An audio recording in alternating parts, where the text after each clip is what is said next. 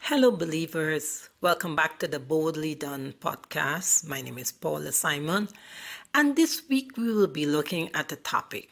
Let me be honest, I initially taped another video, but then looking at the church online yesterday and listening to Pastor Sarah Jakes Roberts, and she spoke about the uphill battle.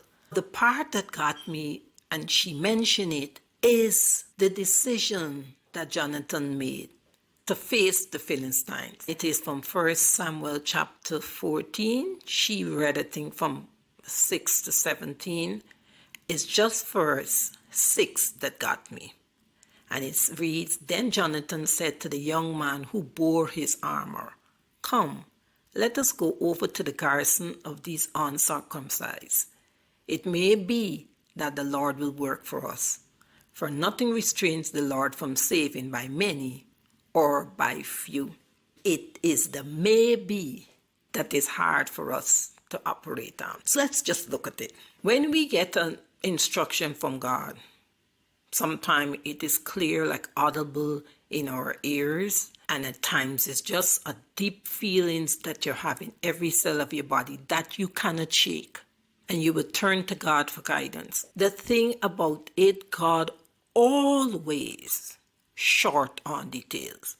He do not give us A, B, C, D. And we as believers, as human beings, by nature, we want a plan. And we got a plan A and we got a plan B. And we have a backup this, we have emergency fund. We have all these things that we in the natural world like to have in place.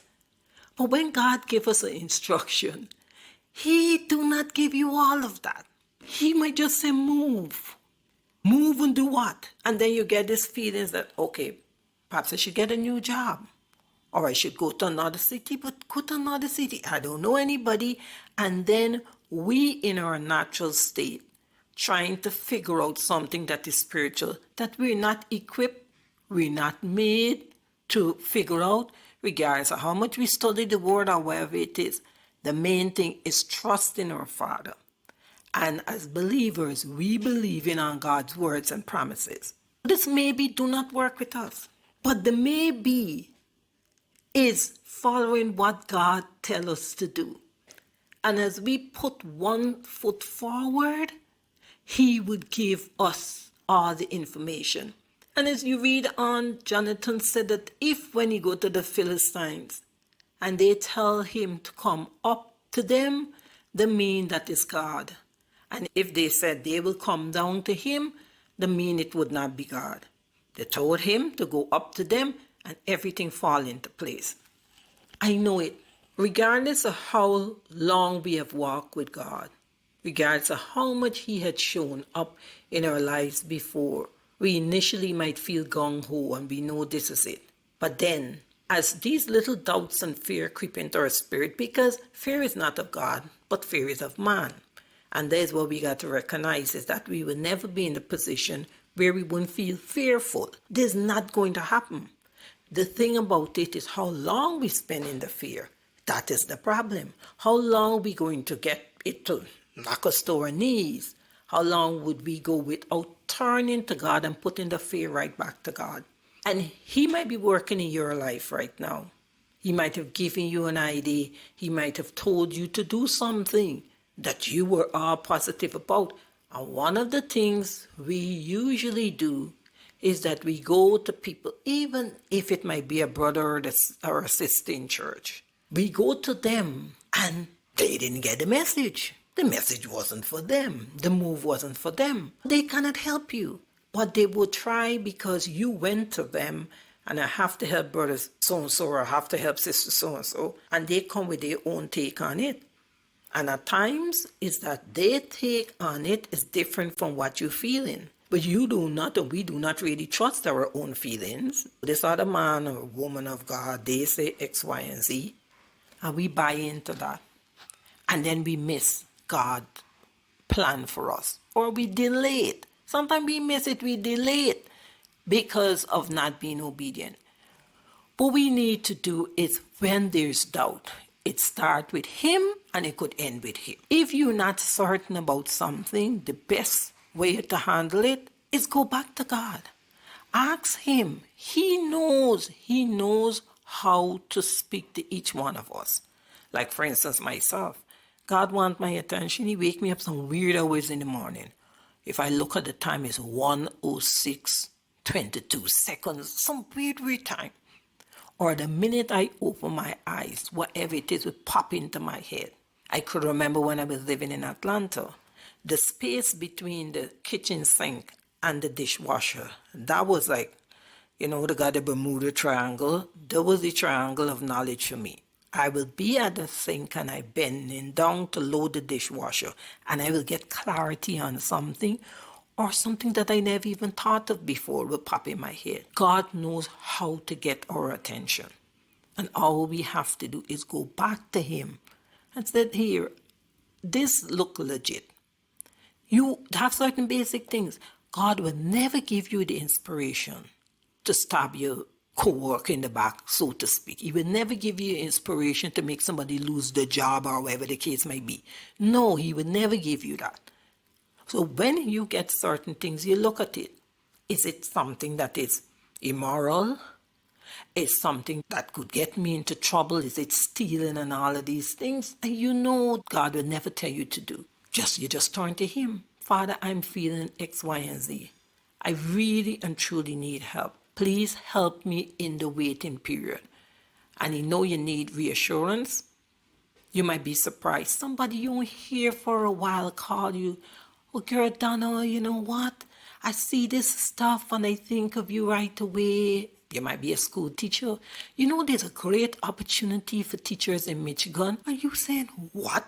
You can't believe she's saying that to you. In fact, you never heard from this person in a while. But it's someone you know and someone you trust. There's God giving you confirmation. You might not be Michigan. It might be some other part of the country. But you know what it is? You're stationed in New York. And she's telling you about moving from New York because there's a great opportunity for teachers in another state. And you get this feeling that you're supposed to go to another state. You might think Washington, D.C., or you might think somewhere else. She's coming to tell you about Michigan. It might not be Michigan for you, but it is a move as a teacher to go to another state. All of that is so God is give us confirmation. He have ways of revealing things to us. All we have to do is trust him. We got to be like Jonathan. Jonathan said, it may be that the Lord will work for us. When he went to face those people, he didn't even know if God was going to work or not. He just feels it in his spirit. And he trusts the Lord. And if it wasn't from the Lord, God would have saved him anywhere. It's because he knows in his heart he wants to trust him. And he's stepping out on crazy faith. And it's that we have to do. We will always hear, or we will always feel this thing is not right. It's always not right when it's something new. And we looking at, I got to move, I got to learn a new place, want to with a family, and I ain't got no friends there, and I don't know anybody there. You can move somewhere that you know a group of people. It could be 6 of them. And within 6 months, who moved back, who died, whoever it is, who stopped talking to you. So this big support group that you had where you go in, they could disappear in 6 months. There's no guarantee. All what we have a clear assurance is the guidance and protection of our Father. And he knows what we need.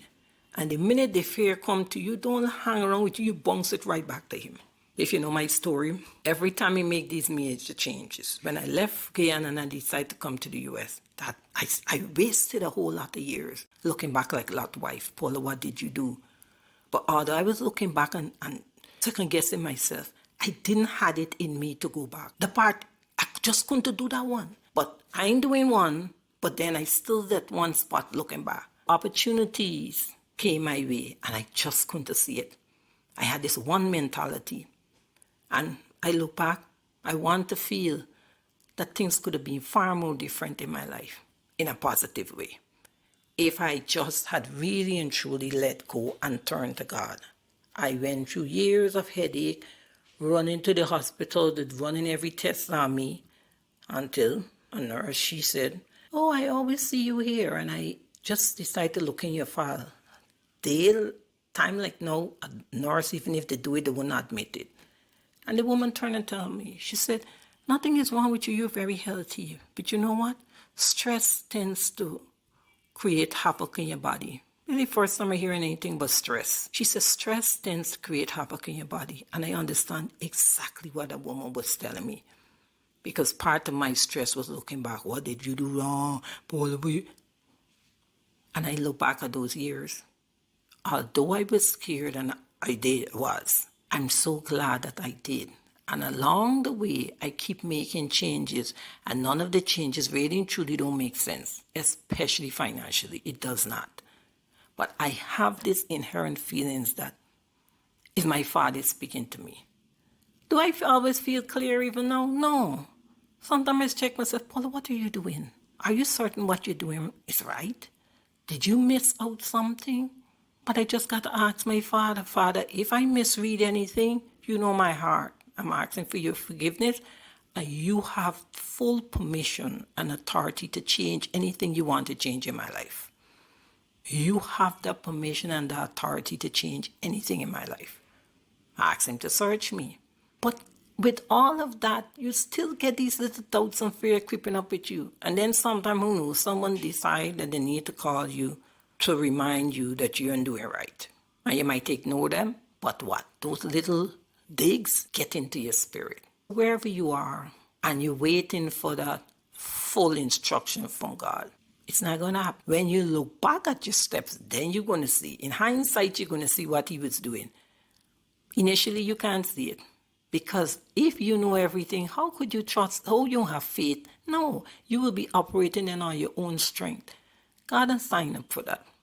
We're supposed to always be leaning on him. That is what he signed up for. He gave us enough, so we'll move. And then we have to stop and lean again. And in fact, in some cases, while we're moving, we're leaning because we're scared as hell. But we're still moving. We're shaking, but we're still moving. Today, I'll advise you, just lean on God. Regardless of what is happening. Regardless of where you are in the step that he gave you or the directive. Whether you're certain about it, because even if you're certain about it today, sometime or the other, as a human being, you're going to get little doubts. How long the doubts is going to last is how, based on our relationship or how quickly we're willing to go back to him. But there will always be doubts. There will always be fear. We have to decide whether or not we're going to participate in it, how long we're going to participate in it or not. I trust that you would just go back to God with it. Is he gave you it? Is he concerned? Go right back to him. Don't try figuring stuff out. We are clueless. God got the answer. If this video or any of the other videos on this channel is of help to you, please share and welcome if you're a first-time visitor. Welcome also if you're a returning visitor and a subscriber. Don't forget to like and subscribe. Turn on the notification button so YouTube will let you know when a new video is uploaded. And look at the other videos. Anyone you know of that could benefit from it, please share. Take care and have a blessed week. Bye.